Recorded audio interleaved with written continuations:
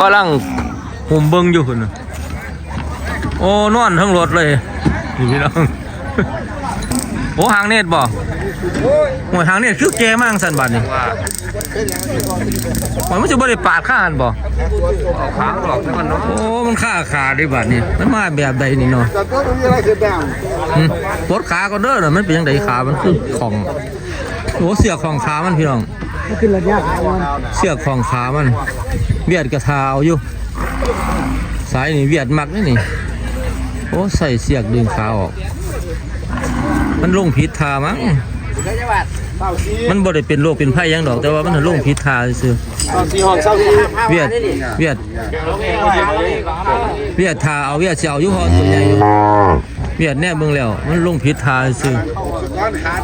มันขาของเสือกบ่แม่นว่ามันเป็นหยังดอกพี่น้องปวดขาหลังแน่นั่นน่ะขี้ออกแล้วนั่นโอ้ยตายซื่อบันขี้แปดออกแล้ว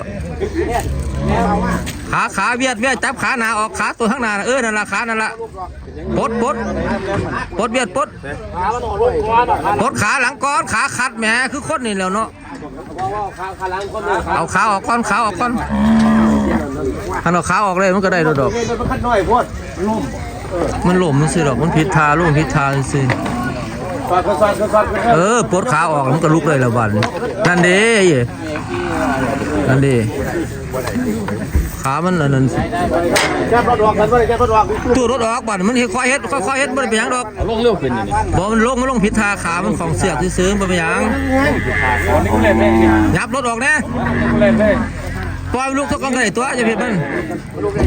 ลูกไหนจะไปจุดมันจะจุดสอดคนเบิ่งดูมันสีลูกได้โยไปยังดอกมันผิดทายับรถออกหน่อยเนาะอะไร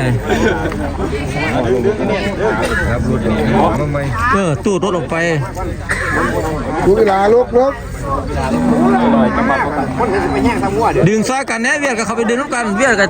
ย่านเข้าย่านเวียดกับทั้งดึงทั้งจับบาดเหนียวย่านเข้าเท่านี้ย่านเข้าเอาหัวตัวนี้จับเสือกข้างนึงดึงข้างนึงจับบาดไก่มาได้บ้าน1 2 3พ่อมันห้องแล้วพ่อปล่อยโอ้บักใหญ่หนึ่งได้การเวียดเอาจับไปเลยจับปล่อยเรียบร้อยเวียดถือแล้วเรียบร้อยแล้วเดี๋ยวจะบอกราคาบอกเกี่ยวจับเสือกไปซะก่อนเป็นมันใหญ่ดิมันลงผิดทาซื้อดอกบ่ไปยังเอาเลยเวียดเอาเลยมันก็สิราคามันก็สิลงในยังน้อยนะเพราะมันลงผิดทาเขาขายลงนี่เวียดยังจองอยู่นี่อย่าไปญาติเวียดเด้อเวียดจับไปเด้อคนไทยถอยออกปล่อยให้เวียดสู้ปล่อยเวียดจับก่อน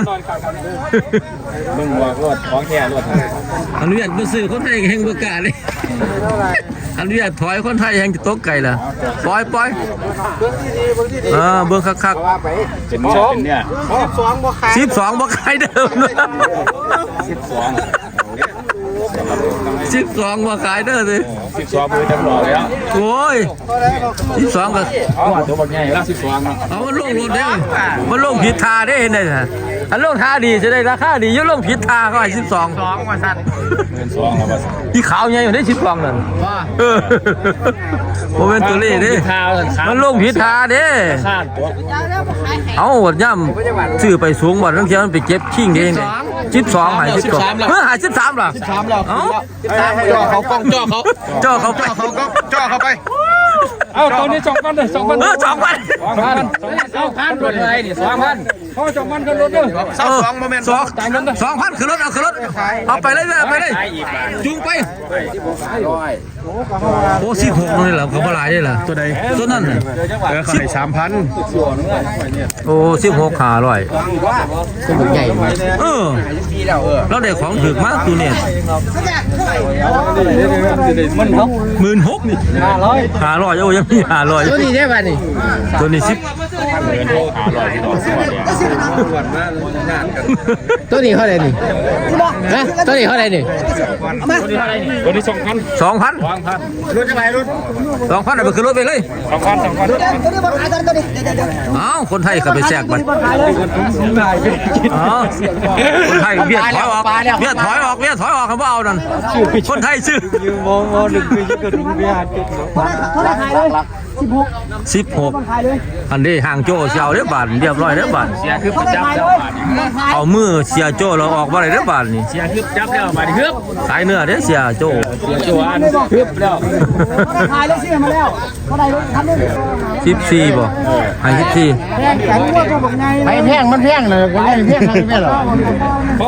ปันนี่บัตรปันนี่ก็หาปัญหาไปตรงไง 5,500 ตัวเนี่ย เพิ่นให้4,500 มันสิแพงไง ซึ่งรวม แพง แล้ว แล้วเพิ่นว่าแข่งกันแล้วว่า สิบปัญหาบูชาน้ำเนย ให้น้องเรียน้ำเนี่ยให้น้องเรียน้ำเนี่ย พกเอาเสือกน่ะดึงเอา เงี้ยเดี๋ยวนี้ แกปล่อยเสือกเนี่ยดึงเอา โอ้